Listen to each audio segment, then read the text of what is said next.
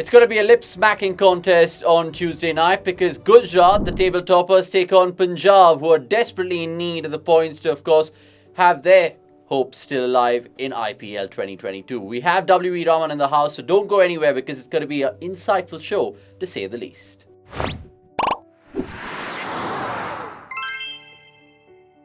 Yes, ladies and gentlemen, my name is Avnish Hegde. You're watching cricket.com. We've got the former head coach of the Indian women's cricket team, WV Raman, joining us right now. How are you this afternoon, sir? I'm all right. How are you doing? It's good to be back home as far as I'm concerned. It's been a while since I was home, so all good. Yeah, it's nothing better to do it from the comfort of your house. But let's tread on carefully then about Gujarat and Punjab, because we'll start with the former. Did you ever kind of foresee them becoming the first team to hit Sweet 16 in IPL 2022? Be honest with me. Not really, because that is a side which has got a lot of youngsters. There's not much of experience per se on the face of it.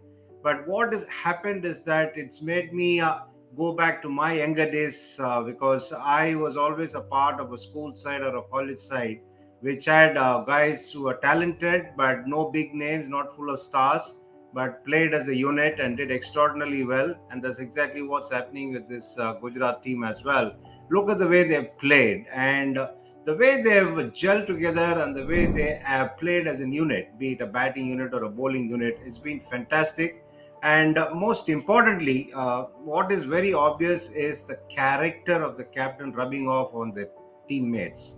Because generally, if you see, even in an organization, a corporate organization or a team, generally you would see the main characteristics of a captain percolating down to the ranks, and that's what seems to be happening because you have Hardik, who's one who likes to enjoy his game, who's free in his expressions, and he's also one who's not afraid to take chances and also back himself.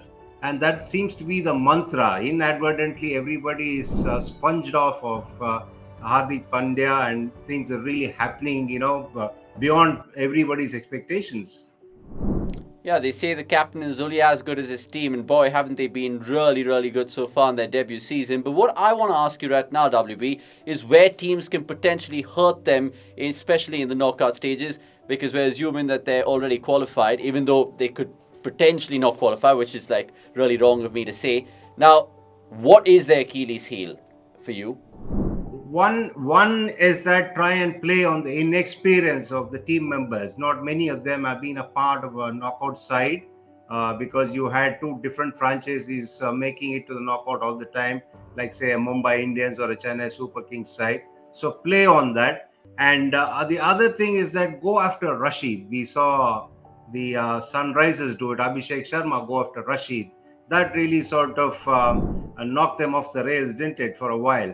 So I think that is one thing they need to do, because Rashid Khan is generally played out, even though he's been not getting as many wickets as in the previous seasons.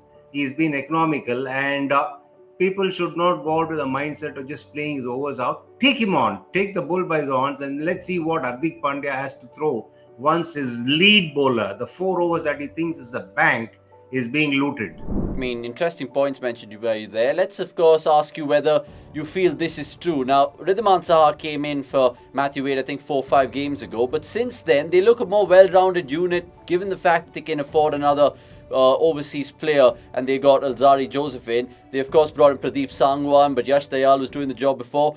That 5th, 6th bowler problem isn't there anymore for Gujarat. Do you agree? Yeah, it's a well settled unit, because if you look at the middle order there, Miller, Hardik Pandya, Tewatia, come on, what's going on there? And to back up the likes of Saha and Gill.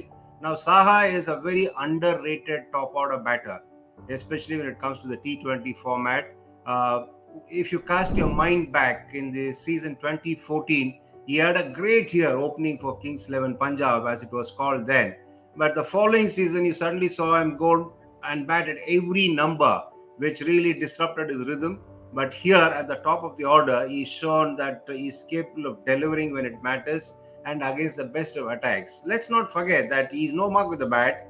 He's good against the fast bowlers, and importantly, he plays the pull shot well, which is important when you're playing good fast bowlers on firm bouncy tracks as we are getting in this IPL. What about their number 3 then? Because Sai Sudarshan played against RCB. I think he played another game earlier.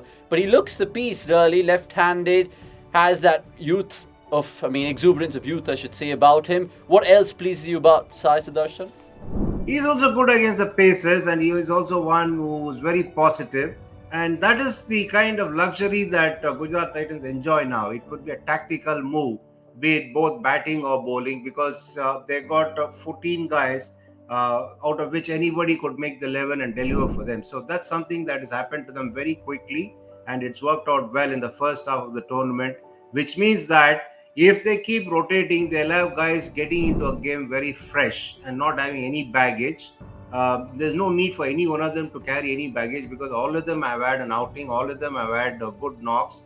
They have had happy times out on the field, batting and bowling, both the units in all these games. So it's a case of them going and enjoying themselves, and they will carry on doing this, because that is what is made the side that it is now.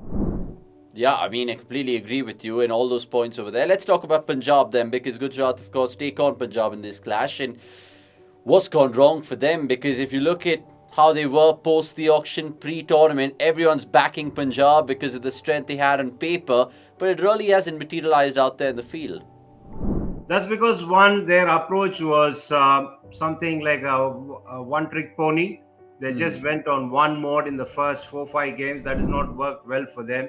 And Johnny Bairstow, I think he needs to be at the top of the order, and he also needs to keep, which means you will have Shah Rukh Khan coming in to be one of the finishers along with Livingston.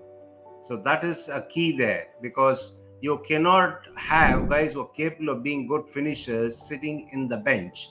And Bairstow, we all know, he has played international cricket at the top of the order. He can be more than a handy wicket keeper, which means that instead of Jitesh, you can get Shah Rukh Khan in. So that is something that they need to look at, because runs has been their problem.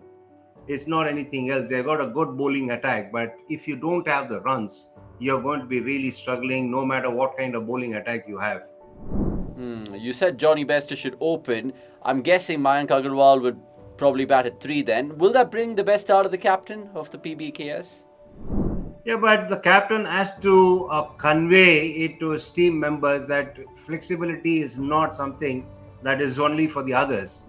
He should try and inculcate that very particular quality that he's expecting out of others by doing himself.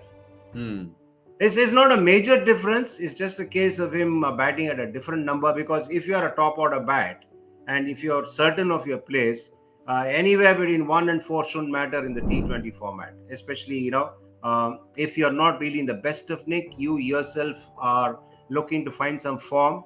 So there's no harm in him dropping down at number 3 for 1 or 2 games. If he gets his runs back, he can go up. Then he can always take a call, seeing how the others go on. Yeah, it's food for thought, really. Just the last one on Punjab's batting, because you mentioned that they're a one-trick pony side, and I completely agree with you. But don't you think they should kind of take more responsibility, especially players in this format like Livingston and Bairstow? They're more just than crash, bang and wallop, right, WV? Exactly. What they must try and now look to do in all the other remaining games is the formula that brought them success the game before, where Shikhar Dhawan played the anchor, and then bring in Bairstow. Now, look at the way all the teams have planned their innings, the way they've accelerated. Let's not forget the fact that the pitches at all these venues have been good. It's had some pace, it's had some bounce, which meant that you can't go and just keep playing shots all the time. And there have been occasions when the pitches have been a bit tacky, the ball has not come on, you needed to get some sighters, you needed to give yourself a chance. And that's the reason most of the matches, almost close to about 90-95% of the games, captains no sooner than they win the toss, they say, I'm going to bowl. So there it is. You need to understand the conditions first, and then you need to see how the trend is, what has been happening in all the other matches at different venues, and then try and see how best your team can adapt to what is required. Okay, Anil Kumble and company will certainly be plotting in this one, because they would look back at their last game against LSG in that 20-run defeat, I should say, and they had the game for taking, but they couldn't get across the line. Right, WV predictions for this one, please. Are you going to go Gujarat or Punjab? I think when a side such as the Gujarat, the way they've played and the way they've been, enjoying themselves as a side and firing from all fronts, I think I'll go with them. Okay, that'll mean 9 out of 10 games in IPL 2022 where they'll be, of course, pocketing a win. That'll be some record indeed. It's already in the history book. So we'll wait and watch what happens. Of course, you guys can catch WB post-match and bug him with all the questions, as you guys always do, on CDC Live. Until then, it's a goodbye from me, Avnish Hegde, and of course WE from the comfort of his house.